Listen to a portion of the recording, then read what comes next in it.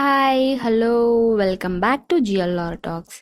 ఈరోజు వీడియోలో అయితే వేరుశనగ పప్పు తెల్ల నువ్వులతో లడ్లు ఎలా ప్రిపేర్ చేసుకోవాలో నేను మీకు ఈజీ ప్రాసెస్లో చూపిస్తాను. వీడియో మొత్తం స్కిప్ చేయకుండా అయితే చూడండి. అండ్ ఈ లడ్లు వచ్చేసి ఆరోగ్యానికి చాలా మంచిదండి. అండ్ చిన్న పిల్లల నుంచి పెద్దవాళ్ళు వరకు డైలీ ఒక్క లడ్డు కానీ తిన్నారంటే హెల్త్కి చాలా మంచిది. అండ్ ఈ లడ్లు ఎలా ప్రిపేర్ చేసుకోవాలో విధానం అయితే చూసేద్దాము. ఒక కప్పు వేరుశనగ పప్పు తీసుకొని బాండీలో అయితే వేసేసుకోవాలి.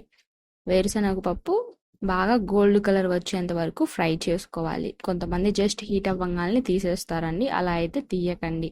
బాగా గోల్డ్ కలర్ వచ్చేంత వరకు ఫ్రై చేసుకొని గోల్డ్ కలర్ వచ్చినాక ఒక చిన్న బౌల్ అయితే తీసేసుకొని దాంట్లో అయితే వేసేసుకోవాలి.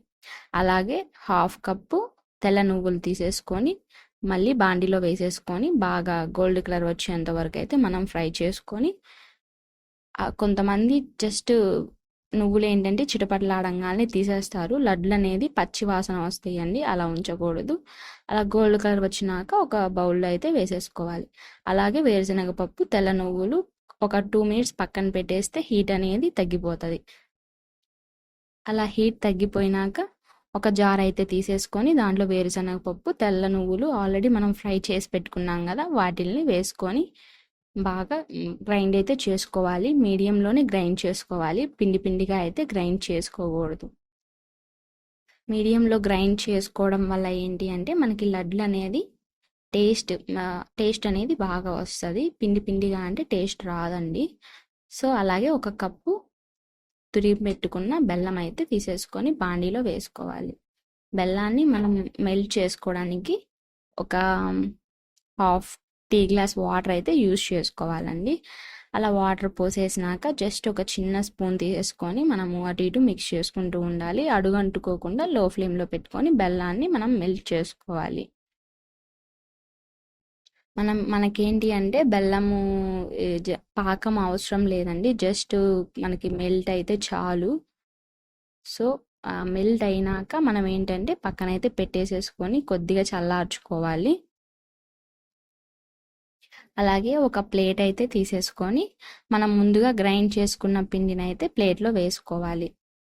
ప్లేట్లో వేసుకున్నాక మనకి మధ్య మధ్యలో ఎక్కడైనా చిన్న చిన్న ఉండలుగా ఉంటే వాటిలన్నిటిని బాగా మిక్స్ చేసుకోవాలి. మనం ఈ లడ్డుల్లో ఏంటి అంటే 2 టేబుల్ స్పూన్ నెయ్యి అయితే యూజ్ చేసుకున్నానండి నేనైతే. అండ్ మీరు నెయ్యి ఇష్టపడితే యూజ్ చేసుకోవచ్చు, లేకపోతే అవసరం లేదు, నెయ్యి వేసుకోని అవసరం లేదు, ఇగ్నోర్ చేసేయండి. సో నేనైతే నెయ్యి వేసుకున్నాను. నెయ్యి ఏంటంటే జస్ట్ టేస్ట్ కోసము అండ్ ఫ్లేవర్ కూడా బాగుంటుంది నెయ్యి యూజ్ చేయడం వల్ల.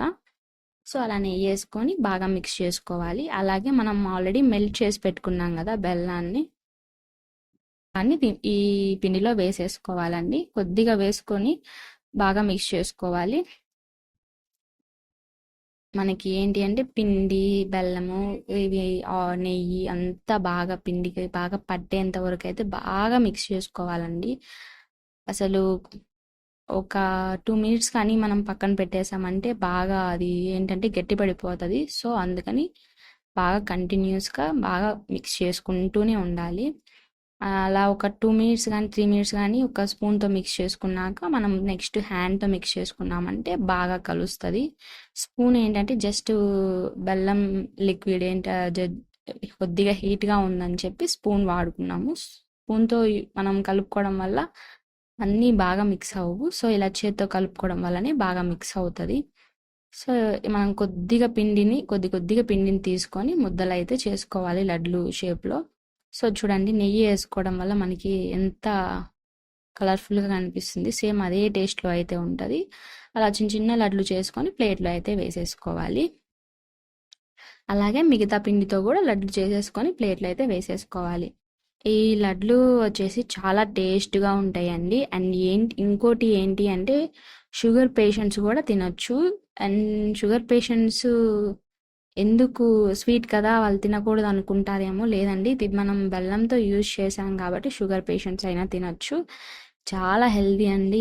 పిల్లలకి స్నాక్స్గా బాక్స్లో కూడా మనము ఈ లడ్లు అనేది పెట్టామంటే పిల్లలకి కూడా చాలా ఎనర్జీ అనేది వస్తుందండి, హెల్దీ కూడా. నేను చేసే ఫుడ్ రెసిపీస్ కనుక మీకు నచ్చినట్లయితే please subscribe my channel and share the videos, like the videos. And thank you for watching my videos. And ఇలాగే సపోర్ట్ చేస్తూ ఉండండి. నెక్స్ట్ వీడియోలో మళ్ళీ కలుద్దాం. Bye bye.